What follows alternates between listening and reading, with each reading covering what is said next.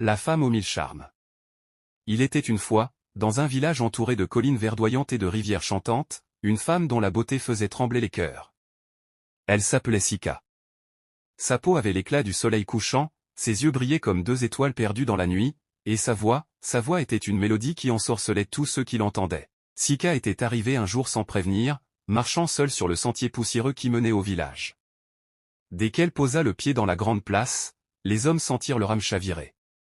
Elle ne fit pourtant rien d'extraordinaire, un sourire ici, un regard là, un éclat de rire suspendu dans l'air. Mais c'était suffisant. Les hommes commencèrent à délaisser leurs champs. Les chasseurs oubliaient leurs pièges. Les commerçants laissaient leurs étals vides pour venir écouter Sika parler sous le grand baobab. Les femmes du village, elles, voyaient leurs maris s'éloigner, leurs fils devenir distraits, et leur père perdre le sens des responsabilités. Un jour, Mama Koyo, la doyenne du village, une femme à la peau fripée comme l'écorce du plus vieux baobab, frappa 3 fois son bâton sur la terre sèche. « Mes filles, écoutez-moi, dit-elle aux femmes réunies sous l'arbre sacré. L'eau qui coule vers un seul endroit finit par causer une inondation. Mais l'eau bien guidée fait pousser les récoltes. » Les femmes comprirent qu'il fallait agir, mais comment? Car Sika n'avait jamais forcé qui que ce soit. Elle n'avait jamais jeté de sort, ni volé un seul homme. Ils venaient à elle de leur plein gré, comme des papillons vers la lumière. Alors Mama Koyo alla voir Sika. « Ma fille, lui dit-elle, ton pouvoir est grand. Mais sais-tu seulement ce que tu pourrais en faire, si tu le dirigeais vers quelque chose de plus grand que la simple admiration ?» Sika haussa un sourcil.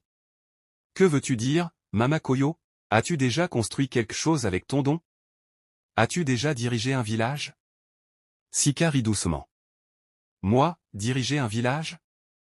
Je ne suis qu'une femme libre, je n'ai pas la sagesse pour cela, alors viens.